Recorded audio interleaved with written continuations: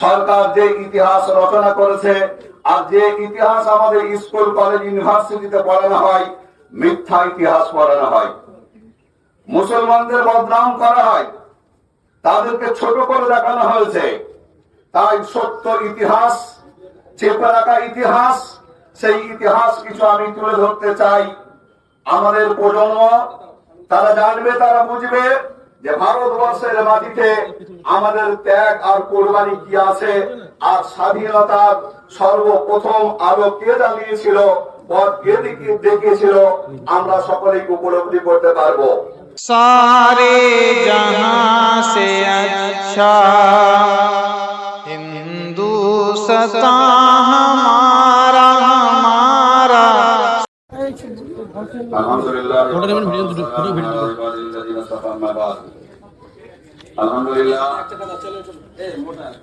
জামিয়া নাইমিয়া তালিমুল কোরআন দোলাসিমলা সাগরকেলা ফুলবাড়িয়া হাওড়া পশ্চিমবঙ্গের পক্ষ থেকে জাতীয় পতাকা উত্তোলন হলো এবং ৭৮তম স্বাধীনতা দিবস আমরা উদযাপন করছি। এটা আমাদের বড় আনন্দের বিষয় এবং খুশির বিষয় যে আমরা ভারতবর্ষকে বেঈমান দালাল ইংরেজদের হাত থেকে স্বাধীন করতে পেরেছি। আজ আমি দায়িত্ব নিয়ে বলবো কিছু জরুরি কথা, যে কথাগুলো আমাদের মাদ্রাসার ছাত্রদের এবং সাধারণ আম মুসলমান সকলের জানা দরকার। আজ ভারতবর্ষে আমরা স্বাধীনতা দিবস উদযাপন করছি। আমাদের এমন মনে হয় যেন ভারতবর্ষে আমাদের কোনো অবদান নেই, ভারতবর্ষের মাটির সাথে আমাদের কোনো সম্পর্ক নেই, আমরা যেন বিদেশ থেকে এসেছি, ভারতে যেন আমাদের কোনো অধিকার নেই, এই রকম মনে হয় মুসলমানদের। আমরা নিজে নিজে সেগুলো উপলব্ধি করি। তার অনেক কারণও রয়েছে। তার মূল কারণ হলো ভারতবর্ষে যে ইতিহাস পড়ানো হয়, ভারতবর্ষে যে শিক্ষা দেওয়া হয়, ভারত সরকার যেই হোক না কেন, সরকার যে ইতিহাস রচনা করেছে আর যে ইতিহাস আমাদের স্কুল কলেজ ইউনিভার্সিটিতে পড়ানো হয়, মিথ্যা ইতিহাস পড়ানো হয়, মুসলমানদের বদনাম করা হয়, তাদেরকে ছোট করে দেখানো হয়েছে। তাই সত্য ইতিহাস, চেপে রাখা ইতিহাস, সেই ইতিহাস কিছু আমি তুলে ধরতে চাই। আমাদের প্রজন্ম তারা জানবে, তারা বুঝবে যে ভারতবর্ষের মাটিতে আমাদের ত্যাগ আর কোরবানি কি আছে, আর স্বাধীনতার সর্বপ্রথম আলো কে জ্বালিয়েছিল, পথ কে দেখিয়েছিল, আমরা সকলেই উপলব্ধি করতে পারবো। আমি দায়িত্ব সহকারে বলতে পারি, সারা ভারতবর্ষে যত দিনী প্রতিষ্ঠান আছে, বিশেষ করে মাদ্রাসা আছে, যেখানে বুখারী শরীফ পড়ানো হয়, ছাত্রদের সার্টিফিকেট দেওয়া হয়, তো ছাত্রদের আলিম পাস হওয়া সার্টিফিকেট নয়, তাদেরকে দেশভক্ত সার্টিফিকেট আমাদের পক্ষ থেকে দেওয়া হয়। বলুন নারায়ে তাকবীর, আল্লাহু আকবার, নারায়ে তাকবীর, আল্লাহু আকবার। ভারতকে স্বাধীন আমরাই করেছিলাম, ইংরেজকে আমরাই তাড়িয়েছিলাম। আমাদের স্কুল কলেজ ইউনিভার্সিটিতে পড়ানো হচ্ছে ভারতের ইতিহাস। ভারতের স্বাধীনতার সর্বপ্রথম যুদ্ধ কবে আরম্ভ হয়েছিল? 1847 সালে প্রথম যুদ্ধ পড়ানো হয় এবং সেই ইতিহাস রচনা করা হয়েছে, ইতিহাস লেখা হয়েছে। সেই ভুল তথ্য নিয়ে, ভুল ইতিহাস, পচা ইতিহাস, সেই ইতিহাসগুলো আমরা পড়ি এবং এটাই আমাদের লিখতে হয়, তবেই আমরা ভালো নাম্বার অর্জন করতে পারবো, তবেই আমরা পাস করতে পারবো। অথচ ভারতকে স্বাধীন করতে গিয়ে এর থেকে আরো 104 বছর আগে যুদ্ধ লড়াই আরম্ভ হয়েছিল। সেই ইতিহাসকে মুছে দেওয়া হয়েছে, জেনে বুঝে সেই ইতিহাসকে চেপে দেওয়া হয়েছে। সর্বপ্রথম বেঈমান ইংরেজদের বিরুদ্ধে যে আওয়াজ তুলেছিলেন আলী বর্দী খান সাহেব, তিনি সর্বপ্রথম ইংরেজের সঙ্গে লড়াই করেছিলেন। সিরাজউদ্দৌলার নানা আলিবর্দী খান তিনি 1754 সালে বেঈমান গাদ্দার ইংরেজের সঙ্গে লড়াই করে যুদ্ধ করে তিনি জয়লাভ করেছিলেন এবং ইংরেজকে পরাজিত করেছিল। তারপর 1757 সালে নবাব সিরাজউদ্দৌলা বেঈমান ইংরেজের সঙ্গে যে যুদ্ধ করেছিল সেই পলাশির প্রান্তে আমরা সকলেই সেই ইতিহাস জানি। তার মন্ত্রী তার মামা ছিল, গাদ্দারি করে সিরাজউদ্দৌলাকে হত্যা করিয়েছিল এবং সিরাজউদ্দৌলাকে সেইখান থেকে হার মানতে হয়েছিল এবং শাহাদত বরণ করতে হয়েছিল। তারপর 1899 সালে যে যুদ্ধ হয়েছিল, যে লড়াই হয়েছিল, বেঈমান ইংরেজ এই ভারতবর্ষের মাটিতে সব থেকে বেশি যাকে ভয় পেত, সব থেকে বেশি যাকে দেখে আতঙ্কিত হয়ে থাকতো, তিনি হলেন টিপু সুলতান। টিপু সুলতান বেঈমান ইংরেজের বিরোধিতা করেছে, তাদের সঙ্গে সংঘর্ষ করেছে, লড়াই করেছে। বেঈমান ইংরেজের সঙ্গে টিপু সুলতানের 1899 সালে মহীশূরের যুদ্ধ হয়েছিল। 3টে যুদ্ধ হয়ে গেল। 1857 সালের আগে 1799 সাল পর্যন্ত দেশকে স্বাধীন করতে গিয়ে 3টে যুদ্ধ হয়েছে। টিপু সুলতানকে সেই মহীশূরের যুদ্ধের ময়দানে হত্যা করা হয়েছিল আর তার লাশের উপর দাঁড়িয়ে বেঈমান ইংরেজ জঞ্জাল করেছিল, আজ সে হিন্দুস্তান হামারা হ্যায়, আজ থেকে হিন্দুস্তান আমাদের রাজত্ব চলবে। যে বেঈমানের সব থেকে বড় কাঁটা হয়ে দাঁড়িয়েছিল, সব থেকে বড় শত্রু হয়ে দাঁড়িয়েছিল, যে মোকাবেলা করেছিল সেই টিপু সুলতানকে 1799 সালে তাকে শহীদ করে দেওয়া হলো, দুনিয়া ছেড়ে তিনি চলে গেলেন। 1803 সালে ইস্ট ইন্ডিয়া কোম্পানি সে ঘোষণা দিল যে এই পৃথিবী হলো, এই পৃথিবীর সৃষ্টি হলো আল্লাহর, আর দেশ হলো বাদশা সালামতের, আর হুকুম চলবে ইস্ট ইন্ডিয়া কোম্পানি। এই আওয়াজ যখন শুনল, ভারতবর্ষের মাটিতে কোন মাধ্যম মুজাহিদ তৈরি হয়নি, কোন মায়ের লাল এইরকম তৈরি হয়নি, তার ক্ষমতার শক্তি এইভাবে তৈরি অর্জন করতে পারেনি একমাত্র ওই মোল্লাজি, ওই মাওলানা সাহেব, ওই কোরআন পড়নেওয়ালা, ওই হাদিস পড়নেওয়ালা, ওই মাদ্রাসার শিক্ষক, মাদ্রাসা প্রতিষ্ঠা করেনেওয়ালা শাহ আব্দুল আজিজ দেহলভী রহমতুল্লাহ আলাইহি সর্বপ্রথম ইংরেজের বিরোধিতা করেছিল আর সেই সময় ঘোষণা দিয়েছিল যে ইংরেজের বিরুদ্ধে লড়াই করা প্রত্যেকটা মুসলমানের জন্য ফরজ। হিন্দুস্তানকে দারুল হারব বলে ফতোয়া দিয়েছিলেন, যার ফলে বেঈমান ইংরেজ মুহাদ্দিস শাহ আব্দুল আজিজ রহমতুল্লাহ আলাইহিকে বিভিন্ন ভাবে বিভিন্ন দিক থেকে নির্যাতন করেছে, তার মাদ্রাসা বন্ধ করে দেওয়া হয়েছে, সেখানেও ক্ষান্ত হয়নি। শাহ আব্দুল আজিজ দেহলভী রহমতুল্লাহ আলাইহিকে দিল্লি থেকে বিতাড়িত করে দেওয়া হয়েছে, কিন্তু মাধ্যম মুজাহিদ পিছপা হননি, মোকাবেলা করেই চলেছেন, সংঘর্ষ করেই চলেছেন। শাহ আব্দুল আজিজ রহমতুল্লাহ আলাইহি 1824 সালে ইন্তেকাল করেন। তার পূর্বে দুজন মুজাহিদে মিল্লাত তৈরি করেছিলেন, মধ্যে মুজাহিদ তৈরি করেছিলেন, শাহ ইসমাইল শহীদ রহমতুল্লাহ আলাইহি, সৈয়দ আহমদ শহীদ রহমতুল্লাহ আলাইহি। তাদেরকে তিনি ভারত ভক্তি শিখিয়েছিলেন, ভারতের সংবিধান শিখিয়েছিলেন, ভারতকে কিভাবে বাঁচাতে হবে বেঈমান ইংরেজের হাত থেকে, তার জজবা তিনি তাদের মধ্যে তৈরি করেছিলেন। দেশভক্ত জনকে তৈরি করে তাদের পেছনে লক্ষ লক্ষ মানুষকে তাদের মেহনতে লাগিয়ে দিয়েছিলেন শাহ আব্দুল আজিজ দেহলভী রহমতুল্লাহ আলাইহি।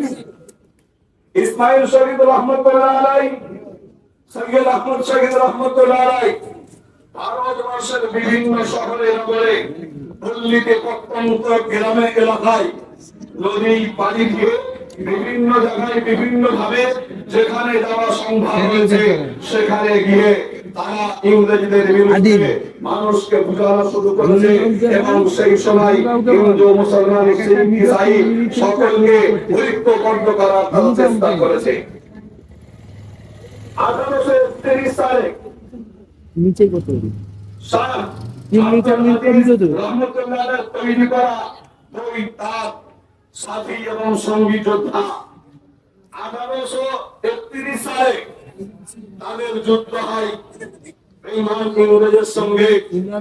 আর বেঈমান ইংরেজের সঙ্গে যুদ্ধ তারা পরাজিত হন আর তাদের শাহাদত বরণ করতে হয়। ইসমাইল শহীদ রহমতুল্লাহ আলাইহি শাহাদত বরণ করলেন।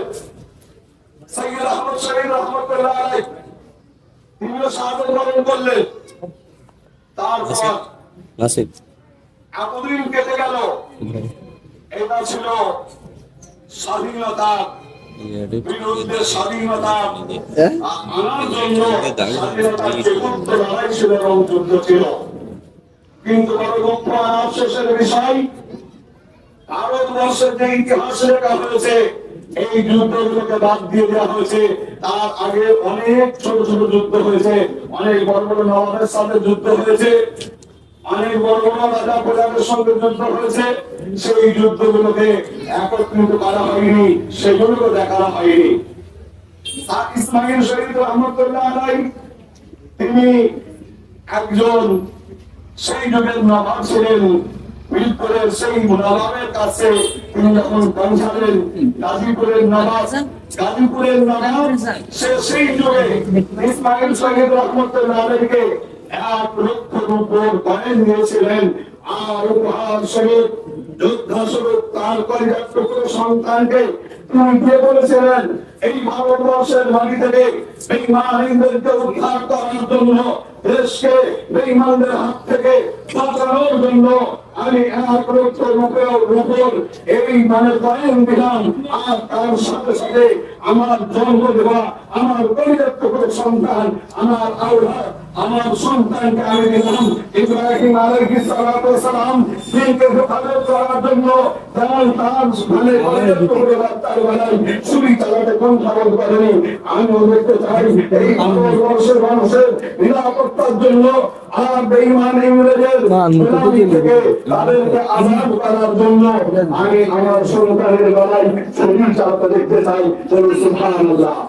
এই মুসলমানদের অবদান, এটা হলো মুসলমানদের ইমানি শক্তি, এটা হলো মুসলমানদের দেশভক্তি। আর যারা মুসলমানদেরকে দেশভক্তির কথা বলে এবং বোঝায়, লজ্জা লাগে, আমার মনে হয় পৃথিবীর ইতিহাসে তারা সব থেকে মূর্খ এবং সব থেকে জঘন্য। ভারতবর্ষে স্বাধীনতা যদি আনতে হয়, মুসলমানরাই এনেছে, উলামারাই এনেছে।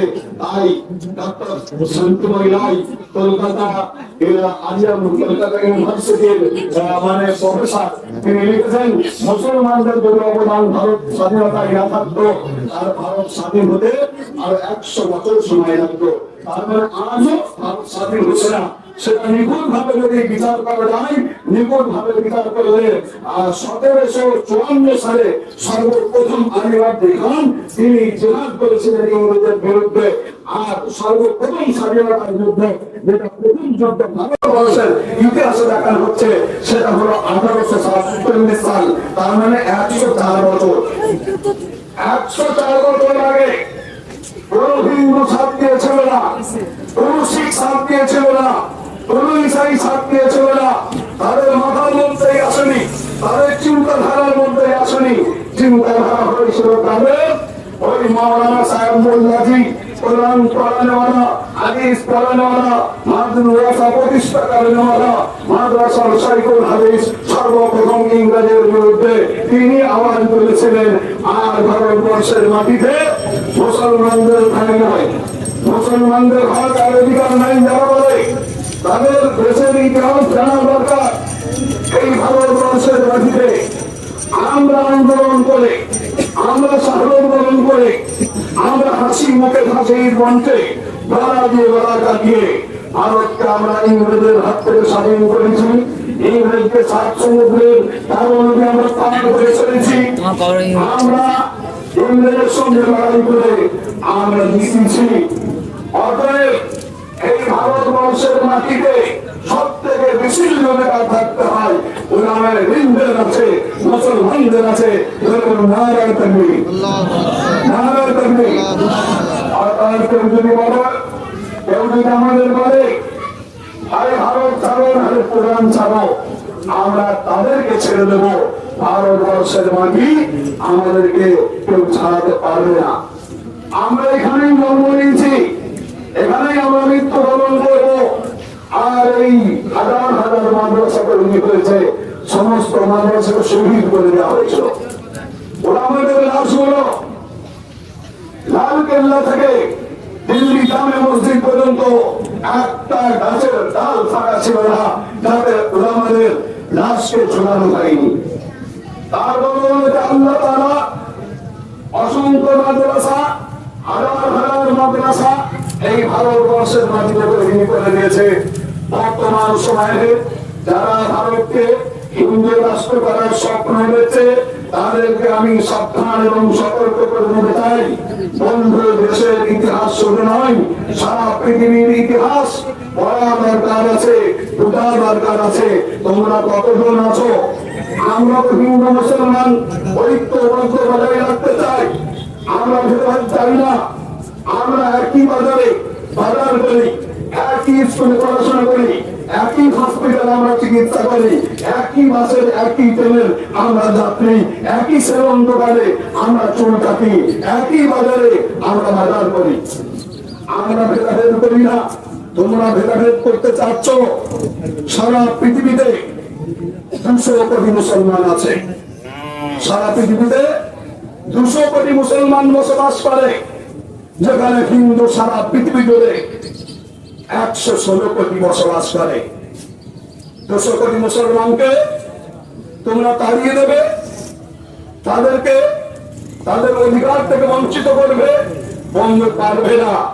আমরা আমাদের অধিকারকে ছিনিয়ে নেওয়ার জন্য আমরা ভারতবর্ষের সংবিধান আর আইনকে বাকি রাখার জন্য, আমরা দেশভক্ত তৈরি করার জন্য এই মাদ্রাসাগুলো খুলে রেখেছি। মাদ্রাসা যদি না থাকতো ভারত স্বাধীনতা লাভ করতে 104 বছর আরো সময় লেগে যেত। তাই বর্তমান সরকার হোক আর আগামী সরকার হোক, যে সরকার ভারতবর্ষ আসবে তাদের উচিত হলো এই পেছনের ইতিহাস গুলো আমাদের সিলেবাসে গণ্য করা, সিলেবাস মুক্ত করা দরকার।